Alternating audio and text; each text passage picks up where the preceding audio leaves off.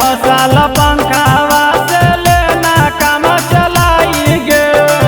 अगला साल देबो धानी एसी लगवाई गे। चुआ है पसेना टप टप में कप जा है छोरजी। कूलर ना लगाई बोता चल जइबो नैहर जी। इतना ही खिसियाही गे, इंसान भर काम चलाई गे। चुआ है पसेना टप टप गर्मी लगो है ज्यादा। घरवा में राजा जी कूलर लगावू। घरवा में सैया जी कूलर लगावू।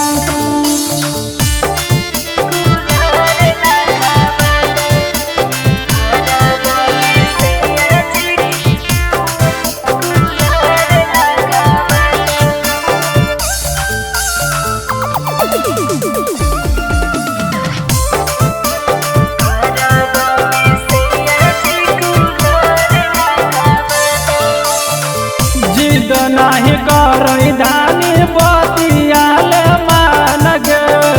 जे जे कहमी तोरा धानी देबो सब लान गे।